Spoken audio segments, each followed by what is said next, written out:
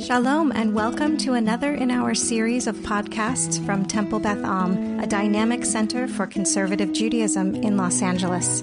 This is a recording of a Shabbat teaching by Rabbi-Cantor Chorny. We're going to start with a verse in the fifth book of the Torah in Parshat Shoftim. Devarim chapter 17 verse 18. V'haya cheshivto al kisei mamlachto. We're talking about the king in the future. We're talking about when a king is sitting on the throne of the people of Israel.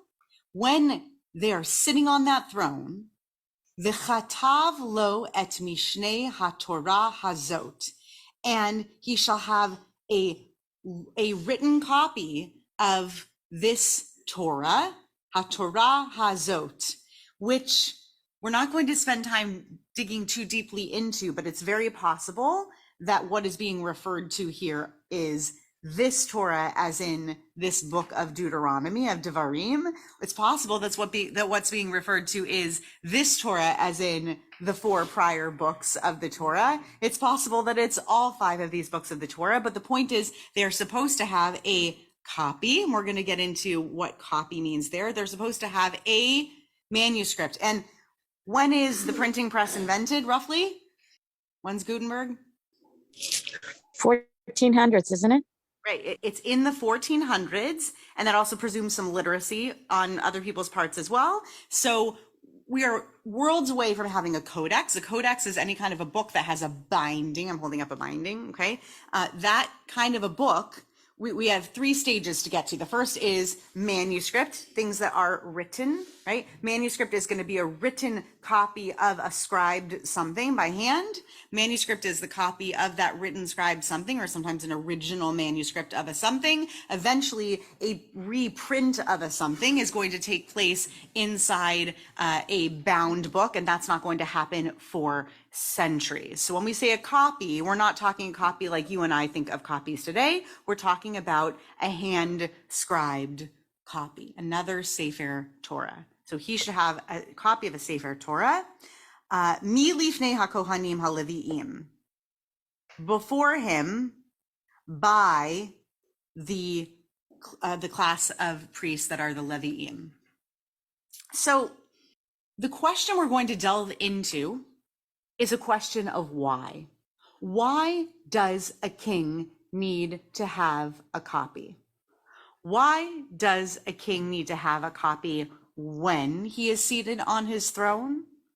Why does this, what is the relevance of, as in why is it important that this be a copy of the teaching for him on a scroll that is presented before the Kohanim HaLevi'im, or perhaps even written by the Kohanim HaLevi'im? And what's the significance that we're told that this king has access and that there's a command for him to have access to another Torah scroll? We're going to work our way through the ages as to this why. Why have another Sefer Torah scroll? Herb, do you have an opening thought?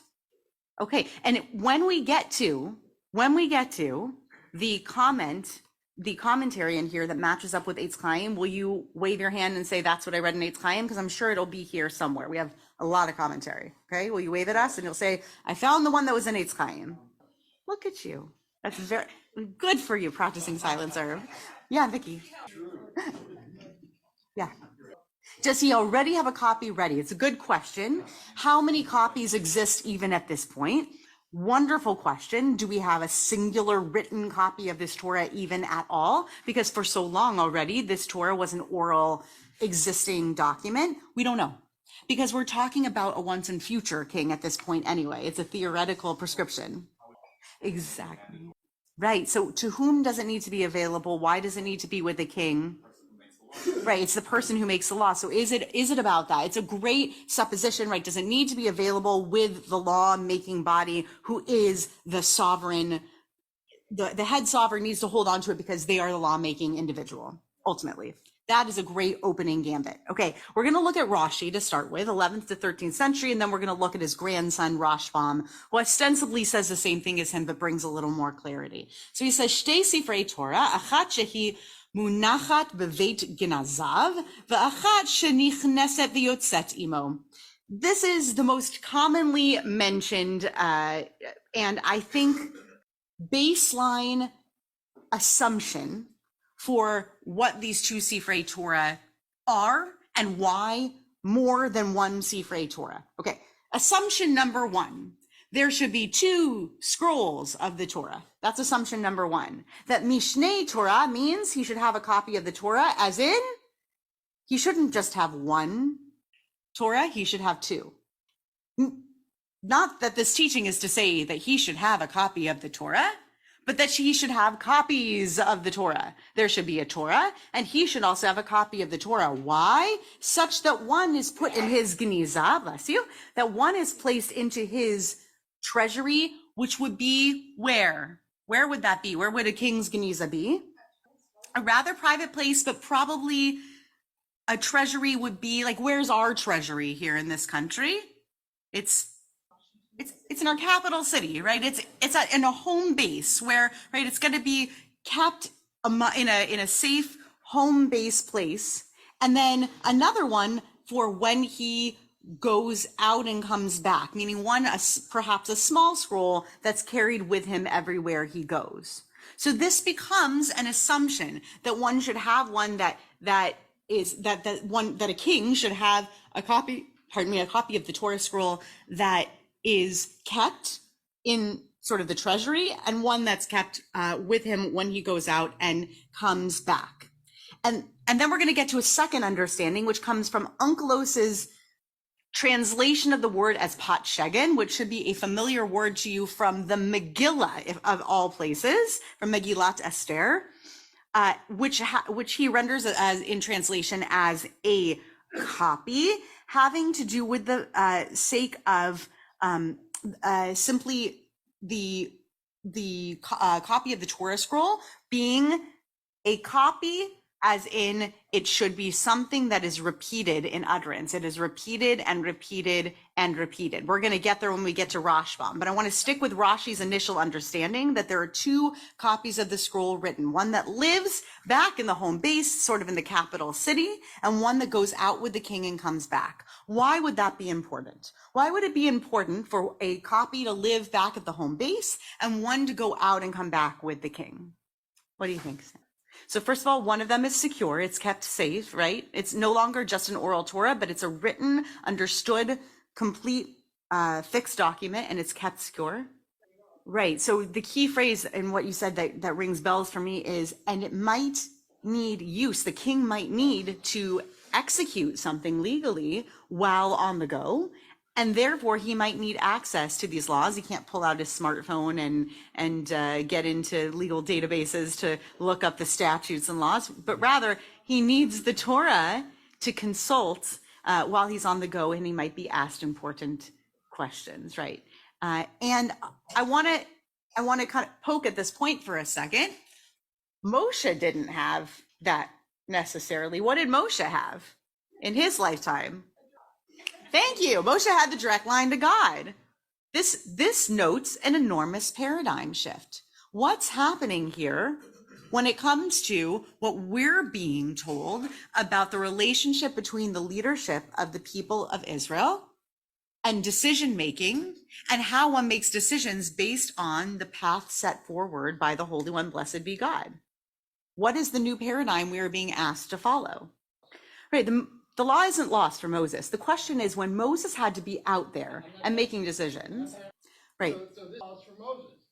Right. So that's true that these people all have the laws that have been passed down from Moses. But what's also different about these people who follow Moses is that, unlike Moses, they don't have access to a direct line with the divine.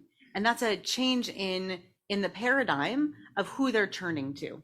So when Moshe had questions ultimately about what was being asked, when there was, for example, I'll give you the Benot Slofchad, the daughters of Slofchad, when there was a clear difficulty in the law about inheritance, Moshe ultimately, after being petitioned by those daughters on inheritance law, went directly to God to ask the question, and then came back with an answer about what that law would be. Now that law has been handed from Moshe to the next people, that's a critical handing down of the law, but it is a paradigm shift, because now we don't have people going to God directly to ask for sort of mitigation of difficult issues. Instead, we have consultation with the laws that were handed to them by Moshe. You're right. But it's a different paradigm. It's a different paradigm.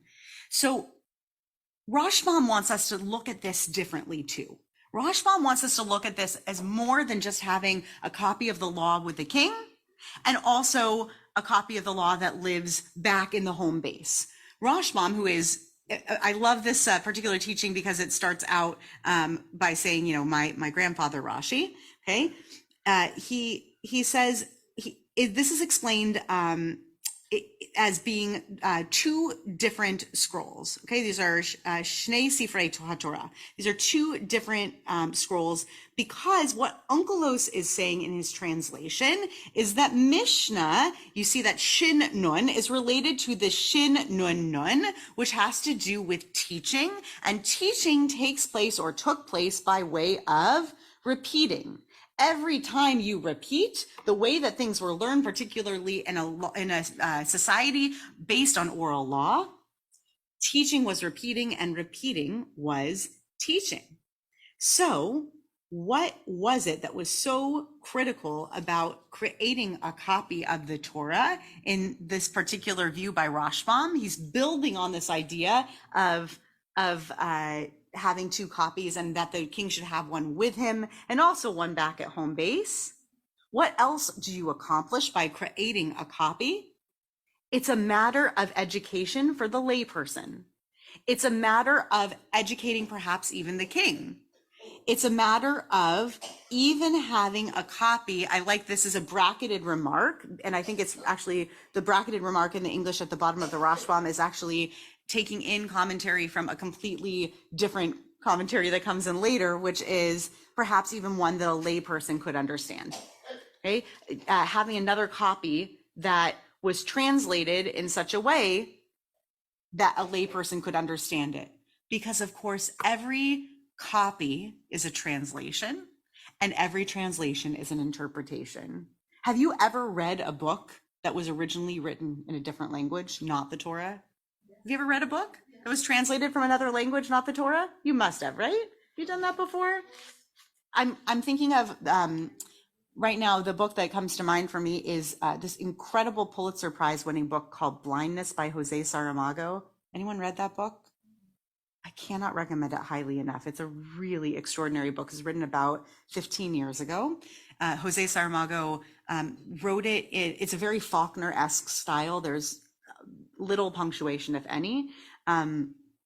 Originally written in Portuguese, and I don't understand Portuguese, so I can't go back and read the original, but it's my understanding that the book is profoundly different in its original. I loved it. I was so moved by it. It's about a plague of blindness that comes upon a particular part of contemporary society, and it's amazing. I can't recommend it enough. And I've been told by my Portuguese speaking friends and colleagues that it just isn't the same.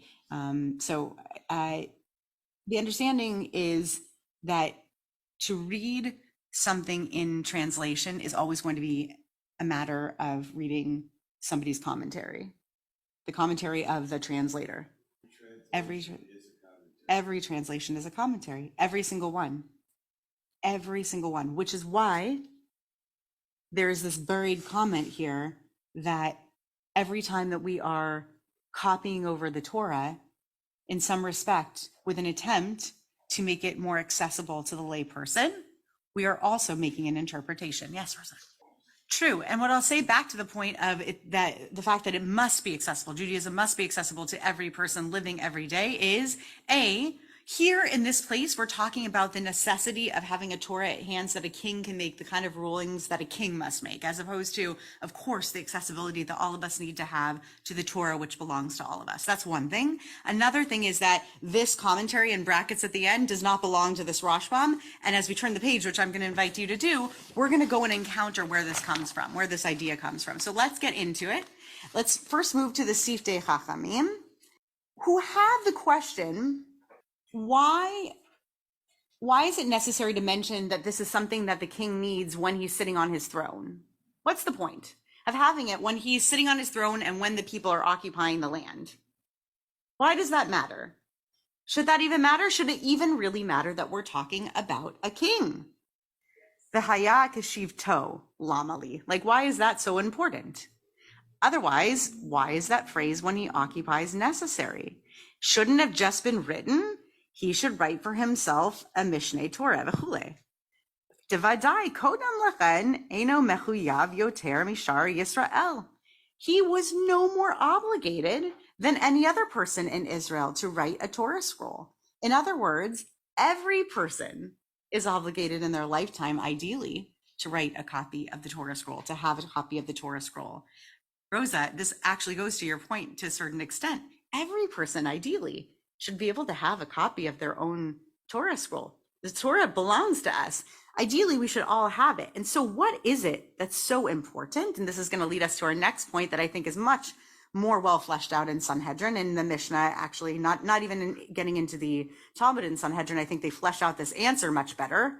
But the question is, why would a king especially need to have a copy of the Sefer Torah? Because the Torah informs him in such a way that if he fulfills Torah law well, his kingdom will endure.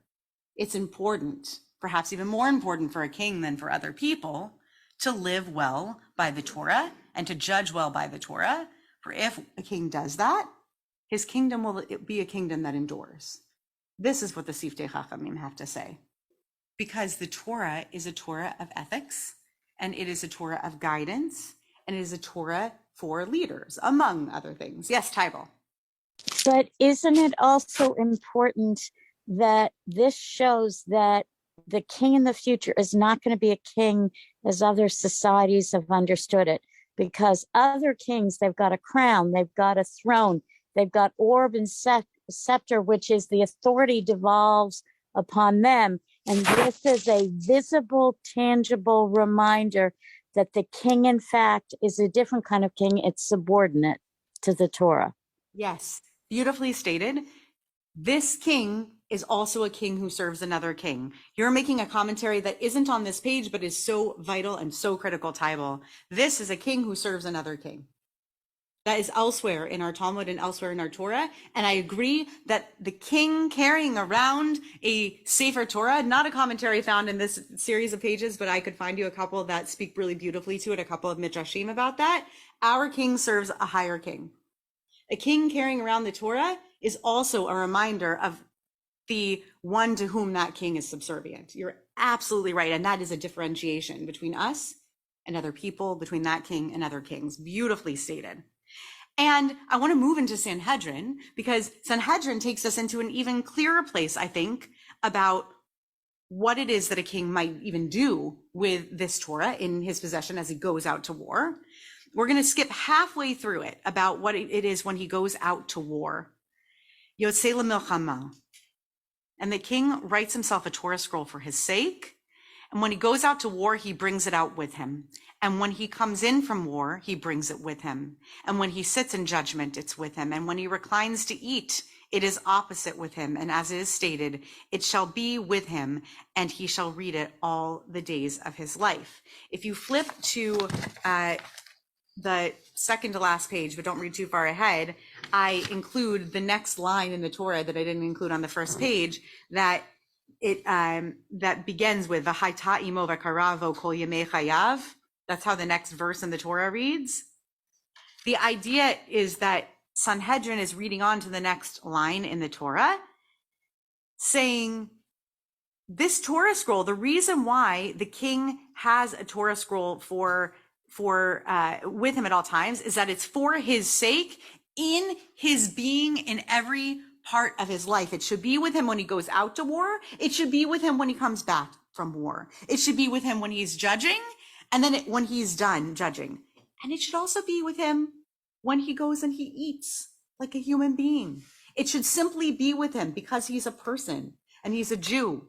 And this is what he should have with him all the days of his life. And if you have a copy of the law with you, then it's with you both when you go out to war and also when you come back. Why 2 copies? Because it's there for you for the mundane and also for the not mundane purposes. You should have copies of the Torah with you because the Torah is there for you as a king and therefore as a model for all other people, that the Torah is there for you in profound moments like war, in the most precarious of moments, and also when you eat, right? How is the Torah there for us when we eat, right? We have rules about what we should and shouldn't eat. And what is it that we do when we eat that makes us mindful per the Torah? Right, achata v'savata uberachta. We have an acknowledgement from whence our food came.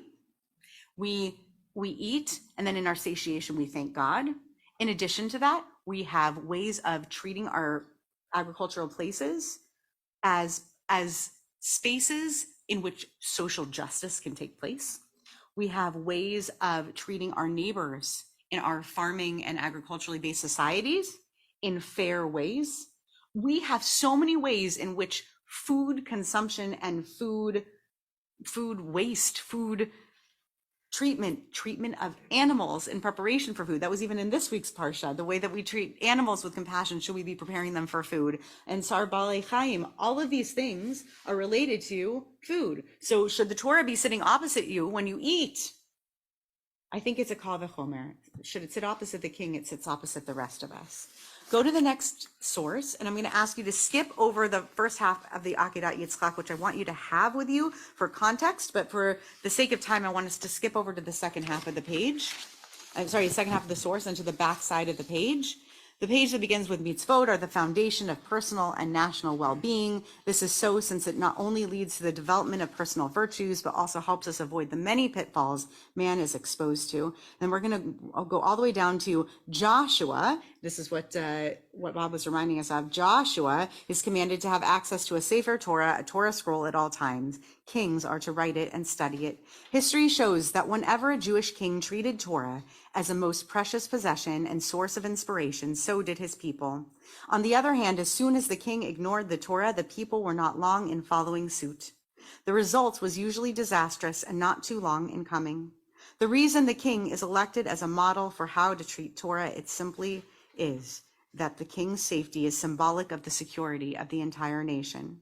When the aging David could not longer actively participate in battle without endangering his life unduly, his generals were most concerned to keep him in a safe place, pointing out that his personal safety was the key to the nation's success in battle and to the maintenance of morale among the population. The Talmud in Erchin 17 states, each generation according to its leaders. The meaning is that the fate of the generations is in large measure due to the actions of its leaders. So why is it so important that kings have the Torah with them at all times? Do they behave in a way to be emulated? And I heard something else here. To rule justly, to set an example for the people, to go back to a previous commentary, because in the Siftei Chachamim, we hear, Shetitkayem Malchuto. His kingdom will endure, right? That is what the verse tells us. The verse says that he should have it when he's seated on his throne. V'haya cheshivto al kisei mamlachto. So it's almost as if it's inverting the verse. As long as he has a Torah with him, he will be seated on his throne. He's going to have an enduring nation so long as he has it in front of him. Because you know why, says Akedat Yitzchak, who teaches us great morals and ethics? Because his people will see the way that he is acting, and because he will rule justly and ethically. And so long as he is guided by those principles, he will find his people emulating that as well, and he will rule the nation justly. I say he because we're talking about a king this whole time, but a queen would be great too. If I were queen of Judaism, by the way, I have a whole list. I would remember people on their birthdays instead of their yard sites. I'm just going to mention that one because I think you'd vote for me, but we could talk later. I have a whole list. Much less controversial than second day Yom Tov. I'm just saying. Okay. So before you turn to the last page, I want to tell you something. I think this could be it. I think I could end the shiur here and it would be powerful enough. I do. I think that the notion of having a king who has the Torah before them at all times, has copies of the Torah scroll when they go out to war, when they come back, has them written, has them with them, has different copies, then perhaps even copies that are available to lay people such that they are readable, legible, understandable to the lay people. All of these are very important.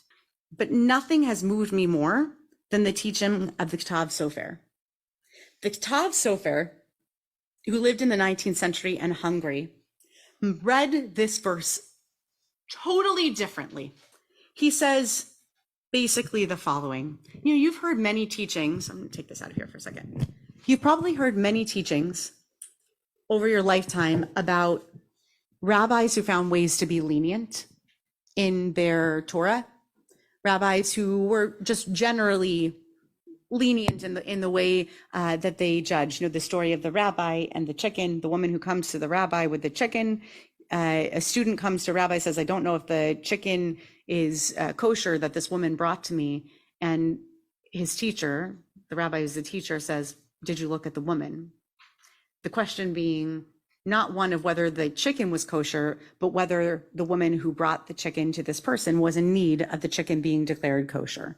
Because we want to be sure that we are making rulings not just based on simple rules, black and white of kashrut, but also on the level of leniency that we ought to rule with, given the needs of the person who stands in front of us. That's the human aspect of Judaism at work in halakha. But that's only one side. We sometimes need to act with stringency. Our way of being as rabbis and as teachers, as leaders and as rulers in communities means that when we have one rule book, say when a judge has one rule book and they have a person before them, the way that they judge has to do with the person who stands before them, the case that is before them. And no one judge is ever completely lenient. And no one judge is ever completely stringent. They may have reputations, but they usually have a way of looking at the law that can let them read it more leniently, and a way of looking at the law that can allow them to look at it more inside the box and more stringently. This is the way that Rav Avraham Shmuel Binyamin Schreiber, the Ktav Sofer, writes. He says, every king, leader, or rabbi should have two Sefer Torahs. One that's for home. And when we say home, we say for their self, for which he should observe every mitzvah with strict precision, bizhirut uvdik danut, carefully and with great precision. And the other to take with him to the people, with which he shows more latitude, teaching them more according to the spirit of the law, lifnim mishurat hadin, going out to them with the spirit of the law. I read this in two ways, and I'll leave it with you two ways. I think that originally the Ktav Sofer really meant to say, you learned rabbis, you learned judges, you learned teachers, you have permission to be as strict with yourselves, and perhaps a responsibility to be as strict with yourselves with your one Torah scroll as possible, as you wish to be. But when you go and you teach, you owe it to the people who you lead and you teach to be as lenient as possible, because that is the balance necessary in a community to be healthy. And that is what your people need from you. But I also think that present in that teaching is the possibility that everybody has access to two lenses of Torah. There's the strict and there's the lenient, and both exist. And those dualities are there, and they are there within the Shivim Panim LaTorah and the 70 faces of the Torah. And the fact that both can exist at the same time is part of that extraordinary meta plurality that can be held in there being more than one copy of the Torah in the world. What a beautiful thing.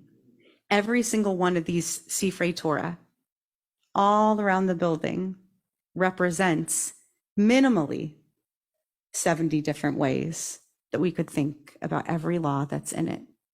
And I couldn't love that more.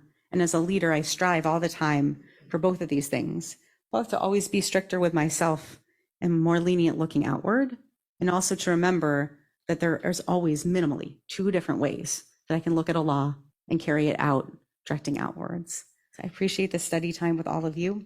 You have been listening to another in our series of podcasts from Temple Beth Am, a dynamic center for conservative Judaism in Los Angeles. If you enjoy these podcasts, we invite you to write a review on the Apple Podcast site or wherever you get your podcasts. For more information about Temple Beth Am Los Angeles, go to tbala.org.